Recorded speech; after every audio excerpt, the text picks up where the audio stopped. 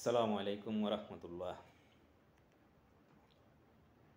বাংলাদেশে এবার যদি বৃহত্তর ইসলামী দল হয় এবং একটা প্রতীকী ইলেকশন হয়, তাহলে আশা করা যায় ওনারা এবার রাষ্ট্রীয় ক্ষমতা অধিষ্ঠিত হবেন ইনশাল্লাহ। এটা আমি কেন বলছি, আসলে একটু বিশ্লেষণ করি।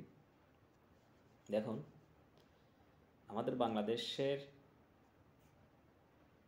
অনেক ছোট বড় অনেক ইসলামী দল আছে এবং অনেক ইসলামী দল নির্বাচন কমিশনের তালিকাভুক্ত। তবে এ যাবৎকালে আমরা দেখি নেই প্রত্যেকটা ইসলামী দল একটা প্ল্যাটফর্মে এসে আলোচনার ভিত্তিতে একটা বৃহত্তর ঐক্য গঠন করছে, এটা আমরা দেখিনি।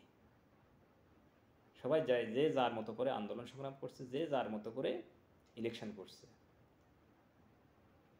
তো এতে করে হচ্ছে কি, দেখেন কিন্তু বাংলাদেশে যে বাংলাদেশ 95 ধরেন % মুসলিম দেশ, প্লাস মাইনাস,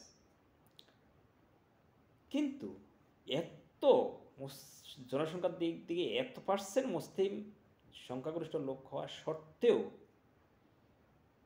বাংলাদেশের ইসলামী দলগুলা ক্ষমতায় কেন যেতে পারছে না?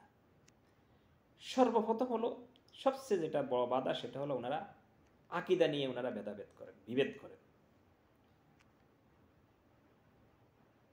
আপনারা কেন আকিদা নিয়ে বিভেদ করবেন? আপনারা তো সবাই ইসলামী দল, এখানে আউলিয়া আছে, কওমি আছে, হেফাজত আছে, সবাই তো ইসলামী দল, সবাই তো ইসলামের কথা বলেন। আমরা ময়দানে কাদেরকে দেখি? ময়দানে যেনারা ওয়াজ করেন, নসিহত করেন মানুষকে প্রতি বছর,